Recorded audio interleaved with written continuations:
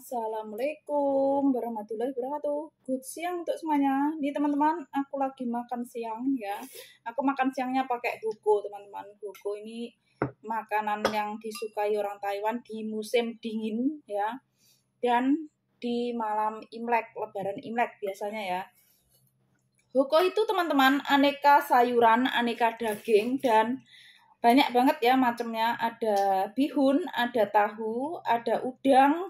Terserah kita pakai apa ya, macam-macam ya, suka-suka kita. Kalau ini aku pakai daging sapi, ada tahu, ada bihun, ada sawi, ada selada, dan ada jamur.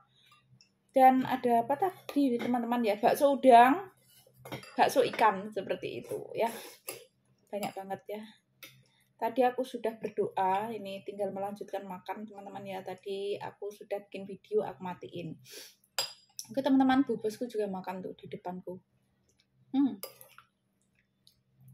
Mantap banget teman-teman ya. Di Taiwan tetap rasa ala-ala Indonesia teman-teman ya. Jadi aku tuh walaupun di Taiwan tetap makannya harus ada sambal ya.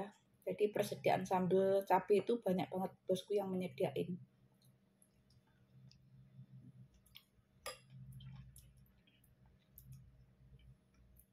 Dulu tuh teman-teman aku ceritain teman-teman, aku sempat sedih ya. Aku kira Taiwan tuh nggak ada cabai, nggak ada beras, nggak makan nasi, nggak makan cabai gitu ya. Aku kira setiap hari kita tuh makannya roti dan minumnya susu gitu. Dan saat itu aku cerita sama bosku ketawa teman-teman. Katanya seluruh dunia itu ada mini makanan sama. Kalau nggak ada cabai kan aku sedih teman-teman, karena aku makan tanpa sambal itu apa ya? Kurang selera makan seperti itu. Walaupun makanan tuh enak teman-teman ya, aku makan sedikit tuh terasa kenyang gitu loh ya.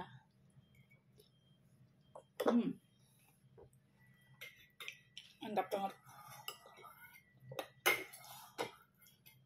Katrok teman-teman ya, aku masak di Taiwan kataku nggak ada sambal, nggak ada cabai, nggak ada beras. Nah, teman-teman, aku dulu masuk ke Taiwan tuh usia aku masih di bawah 30 tahun. Semangat. Dan alhamdulillah sebelum masuk di Taiwan aku dulu ceritanya sudah menjalankan usaha sendiri selama 4 tahun, dan pada akhirnya Allah berkehendak lain. Suami atau mantan sekarang ya 2021 itu kena musibah nominal bukan sedikit, ratusan juta. Gara-gara nasabahnya yang tidak bertanggung jawab, pada akhirnya kita yang nggak makan uangnya yang menanggung. Dan pada akhirnya aku rela meninggalkan karirku, usahaku yang aku rintis selama 4 tahun tuh. Ditemani anakku usia 1 tahun, saat usiaku masih 22 tahun kalau nggak 23 ya tuh. Sebelum ke Taiwan. Tahun berapa ya? Tahun 2008 ya anakku umur 1 tahun. Dan pada akhirnya aku sampai ke Taiwan, alhamdulillah dipertemukan bos yang luar biasa. Dan aku bangkit kembali jadi luar biasa. Satu persatu cita-citaku tercapai sesuai target.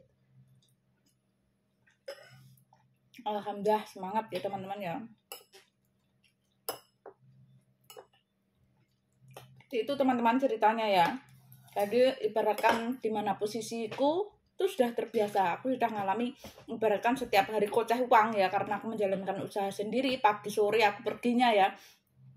Belum nanti yang ada di rumah, aku menyediakan sembako yang orang datang ke rumah beli ke ibuku ya. Dan aku sendiri juga keluar pagi, 8:30 aku pergi, lambat-lambatnya jam 12, jam 12:30 sampai rumah. Sholat, makan, bahkan makan pun aku lupa ngurusi anak ya yang terutama itu.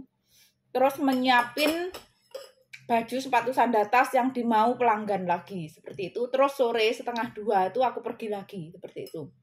Jadi sedaerah Ponorogo ya teman-teman ya, itu ada 20 desa yang aku datangin ya. Mulai dari rumahku ya, aku hitungi teman-teman ya. Dari rumahku desa Ngampungan, terus ke timur nyebrang sungai ya, ada desa Baran, ada Keben, ada Manding, ada Turi, ada Delo, ada Klangi, ada Doyong, Ngampel, Muneng, Sambeng. Terus ke selatan ada Tatung, ada Klepu, terus Jalen, terus mana tuh Karangpatian, ada Karangan, ada 20 desa teman-teman aku hitung ya. Jadi sudah terbiasa dimanapun posisiku, jadi nggak kaget lagi karena semenjak aku masih gadis teman-teman ya, lulus sekolah itu aku jam 12 ambil ijazah, jam 2 aku ikut tetanggaku kerja, orang yang cari kerjaan gitu loh teman-teman ya, nyariin orang di Surabaya sana, tetanggaku aku ikut itu kerja 6 bulan dengan gaji berapa? 125.000 satu bulannya ya. Itu persis aku baru lulus sekolah SMP ya teman-teman ya, 2021. Nah saat itu bapakku masih kerja di Malaysia jadi TKI ya, aku disuruh lanjutkan sekolah tapi aku nggak mau, ingin cari uang, gimana sih rasanya cari uang, gimana caranya mendapatkan uang, dan selain itu aku dulu ingin menjadi wanita mandiri yang berkarya dan berusaha berbisnis. Alhamdulillah tercapai teman-teman ya, walaupun pada akhirnya aku dijatuhkan. Tapi bukan aku sih yang dijatuhkan, mantan suami yang gara-gara nasabahnya yang tidak bertanggung jawab, nominal ratusan juta melayang itu tadi. Dan pada akhirnya aku tidak fokus pada karirku, usahaku. Selain itu kitanya sudah habis-habisan ya, jatuh dari nol ya, ibaratkan setidak-tidaknya uangku juga ikut lah ya, ikut untuk ini itu ya, seperti itu. Ya pada akhirnya aku memutuskan untuk keluar negeri, dan tadinya tuh nggak tahu tujuan tuh mau kemana keluar negerinya ya teman-teman ya, mau ke Singapura, mau ke Hong Kong, mau ke Taiwan, apa kemana itu nggak ada tujuan di otakku ya, pokoknya aku kerja keluar negeri, aku mendapatkan uang, aku bayar hutang, walaupun itu bukan hutangku gitu loh ya, walaupun kita nggak makan uangnya tapi kita bertanggung jawab gitu. Saat itu 2 tahun sebelum kejadian kena musibah yang luar biasa itu, kita membangun rumah impian kita, lantai 1, lantai 2 rumah samping. Usia kita masih di bawah 30 tahun, masih kurkuran, masih 26 tahun kayaknya aku ya saat itu ya. Itu tahun 2011. Dan pada akhirnya teman-teman ya, itu Allah berkehendak lain, kita habis-habisan nggak punya apa-apa ya, akhirnya aku ke luar negeri ya. Dan ibu mertua sudah jual truknya itu dulu ya demi mantan suami.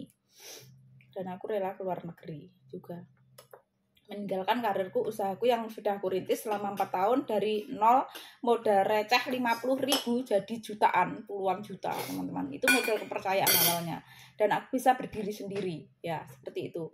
Jadi kita berusaha menjalankan usaha itu jangan dengan modal yang harus besar teman-teman ya, karena modal besar itu berisiko juga besar ya.